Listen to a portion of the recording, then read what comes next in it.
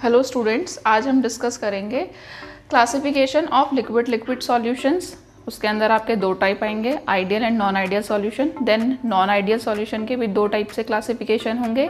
Then at the end azeotropes और azeotropic mixture.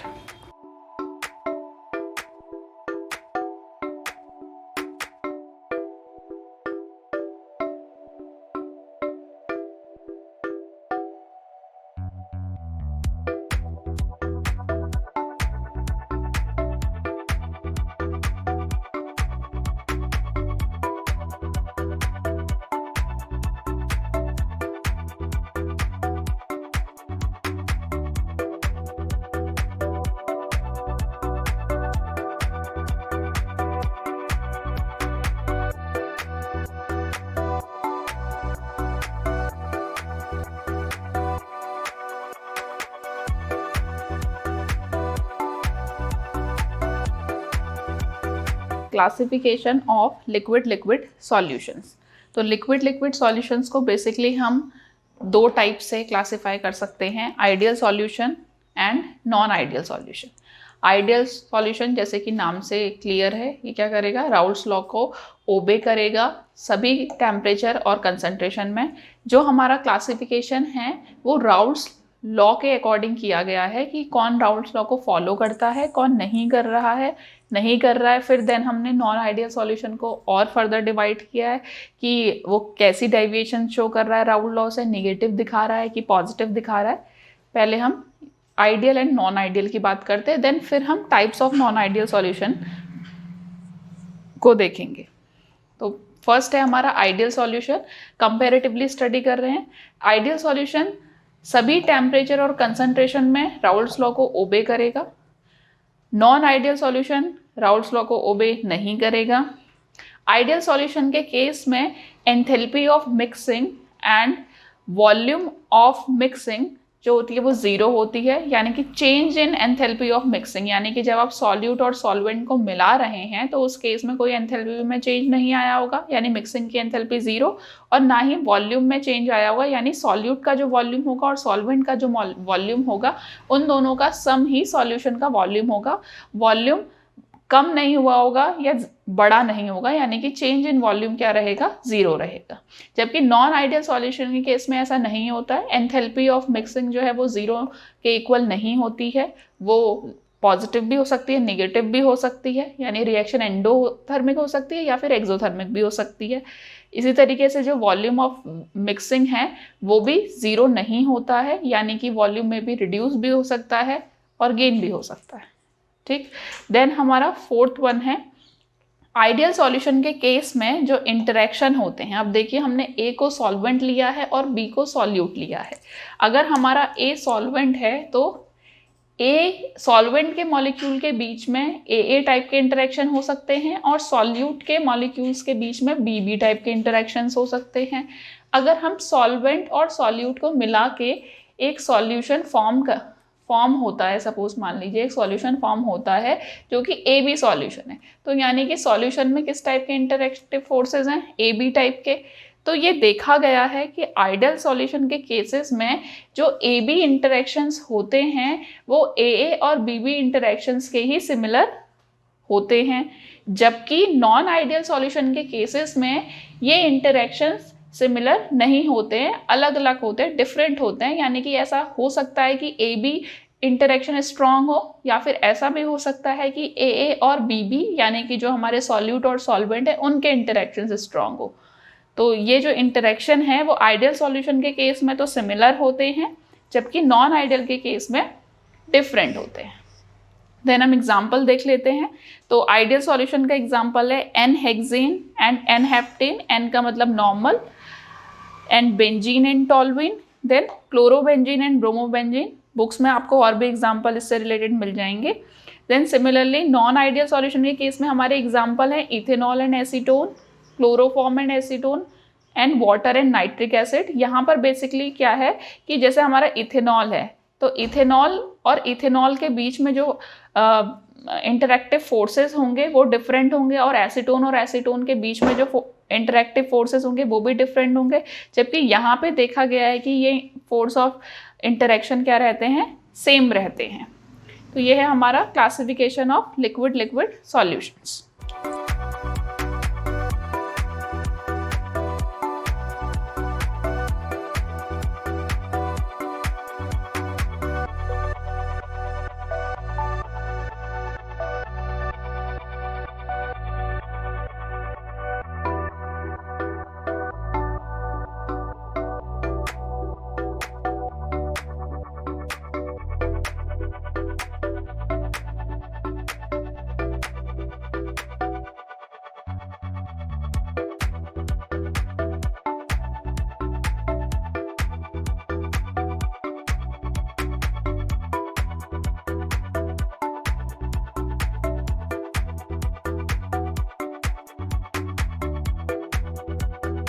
Non ideal solution हमारे दो types के होते हैं, जो राउल्ट्स लॉ से पॉजिटिव डेविएशन शो करते हैं या फिर राउल्ट्स लॉ से नेगेटिव डेविएशन शो करते हैं। तो राउल्ट्स लॉ में बेसिकली क्या था कि enthalpy of mixing and volume of mixing zero था हमारा, पर हमने कहा कि जो नॉन आइडियल सॉल्यूशन है उनके केस में वो नॉट इक्वल टू जीरो होगा। अब नॉट इक्वल टू जीरो के यहाँ पे दो केसेस हो सकते हैं, आइदर वो पॉजिटिव हो सकता है, आइदर वो नेगेटिव हो सकता है। तो पॉजिटिव के अकॉर्डिंगली यहाँ पे पॉजिटिव डेविएशन है और नेगेटिव के अकॉर्डिंगली यहाँ पे नेगेटिव डेविएशन है। तो नॉन आइडियल सॉल्यूशन हमने दो टाइप से क्लासीफाई करे हैं यहाँ पे। तो पॉजिटिव डेविएशन के केस में देखिए यहाँ पे enthalpy of mixing and volume of mixing positive है, नेगेटिव के केस में ये दोनों ही नेगेटिव है। अब बात करते हैं इंटरेक्शन की। तो यहाँ पर ए और बी के बीच का जो इंटरेक्शन है, बेसिकली ए और बी से हम इंडिकेट करते हैं सॉल्यूट और सॉल्वेंट को।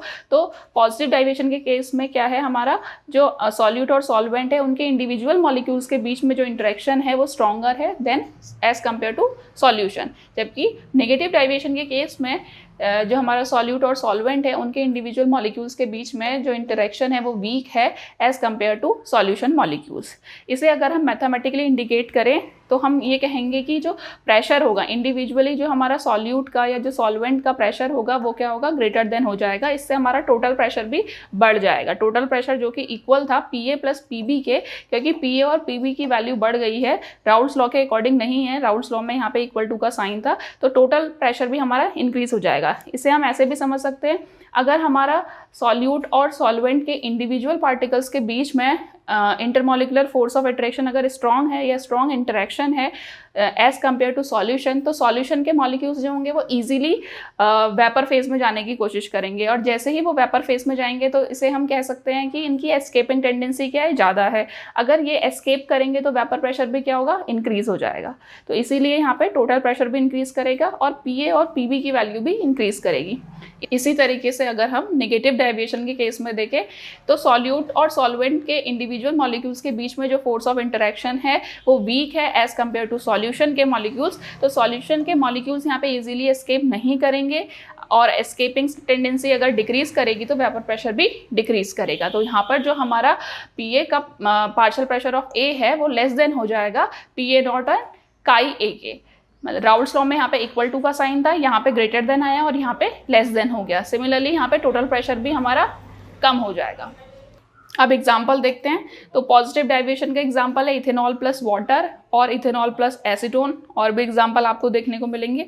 नेगेटिव डेविएशन के केस में हमारे एग्जाम्पल हैं phenol plus aniline and chloroform plus acetone, और भी एग्जाम्पल आपको देखने को मिलेंगे। देन हम इन दोनों में ही देखते हैं कर्व के अकॉर्डिंगली भी आप देख सकते हैं कि किस तरीके से ये राउल्ट्स लॉ से पॉजिटिव या फिर नेगेटिव डेविएशन शो कर रहा है। तो हम जो कर्व प्लॉट कर रहे हैं वो वेपर प्रेशर और मोल फ्रैक्शन के बीच में कर रहे हैं। वेपर प्रेशर है हमारा वाई एक्सिस पे, मोल फ्रैक्शन है हमारा एक्स एक्सिस में, ये आप देख सकते हैं।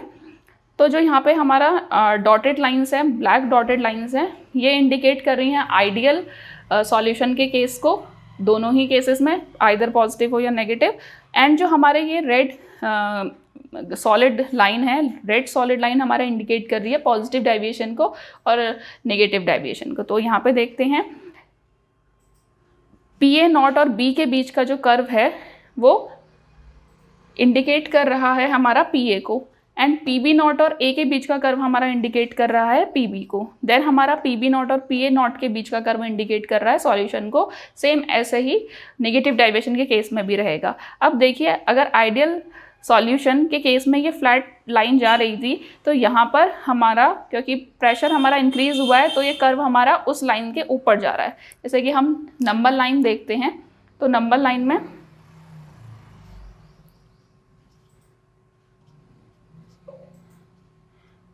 अगर वैल्यू बढ़ेगी, मान लीजिए 0 है, अगर वैल्यू बढ़ेगी तो ये इस ऐसे ऊपर की तरफ को जाएगी। तो वैसे ही हमारा कर्व प्लॉट हो रहा है, चाहे वो हम ए के केस में देखें चाहे बी के केस में देखें, और इसी तरीके से सॉल्यूशन के केसेस में भी।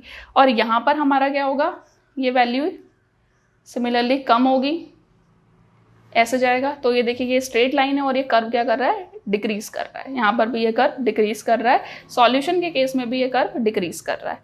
यहाँ पर हमने B लिया हुआ है, B यानी कि हमारा सॉल्यूट होता है, हम सॉल्यूट को इंडिकेट करते हैं। तो यहाँ पर हमारा मोल फ्रैक्शन ऑफ B 1 है, और अगर B का मोल फ्रैक्शन 1 होगा तो A का 0 होगा। इसी तरीके से इस एंड पे हमने A लिया हुआ है, A यानी कि सॉल्वेंट, सॉल्वेंट का मोल फ्रैक्शन 1 है तो यानी कि सॉल्यूट का 0 होगा। सेम यही हमने नेगेटिव डाइवेशन के केस में भी इंडिकेट किया हुआ है। अब यहाँ पर देखते हैं तो A के ही रिस्पेक्ट में यहाँ पे PA0 है, PA0 यानी कि प्योर स्टेट में vapour pressure, pure state vapour pressure in pure state. Pure state किसकी है यहाँ पे, ए की प्योर स्टेट पे जो वेपर प्रेशर है उसको हमने PA0 से इंडिकेट किया है। इसी तरीके से हमने बी के वेपर प्रेशर को PB0 से इंडिकेट किया है। ये बी की प्योर स्टेट पे वेपर प्रेशर को इंडिकेट कर रहा है। इसी तरीके से नेगेटिव डाइवेशन में भी यहाँ पे PB0 और PA0 है।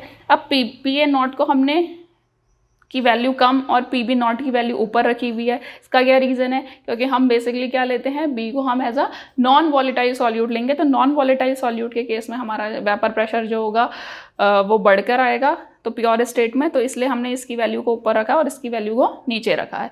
और सॉल्यूशन के अकॉर्डिंगली ये पॉइंट भी ऊपर नीचे जा सकते हैं, पर हमने ये नॉन वॉलेटाइल लिया है, इसलिए PB की वैल्यू ऊपर की तरफ को दिखाई दे रही है।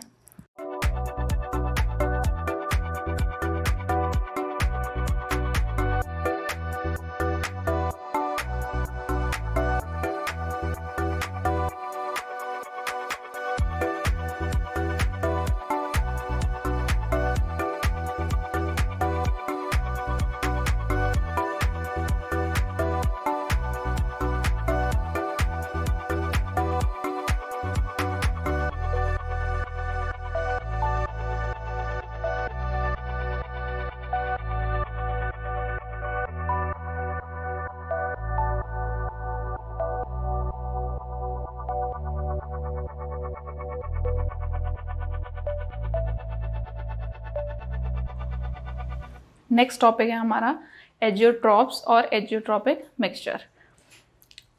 शॉर्ट नोट्स के पर्पज से ये टॉपिक भी इम्पॉर्टेंट है।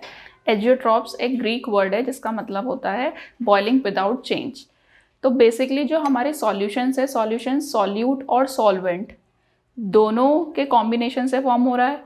तो यहाँ पर सॉल्यूट और सॉल्वेंट दोनों के कॉम्बिनेशन से अगर हमारा सॉल्यूशन फॉर्म हो रहा है और हम अगर इन केस दो ऐसे लिक्विड टाइप के सॉल्यूशन को अगर आपस में मिक्स करें तो यहाँ पे दोनों का ही क्या होता है, इंडिविजुअली बॉइलिंग पॉइंट अलग होता है। जैसे हमने शुगर प्लस वाटर या जितने भी हमने अल्कोहल प्लस वाटर जैसे एग्जांपल्स दिए हुए हैं, तो वहाँ पे हमारा वाटर का बॉइलिंग पॉइंट अलग होता है और हमारा जो हम सॉल्यूट लेते हैं उसका बॉइलिंग पॉइंट अलग होता है।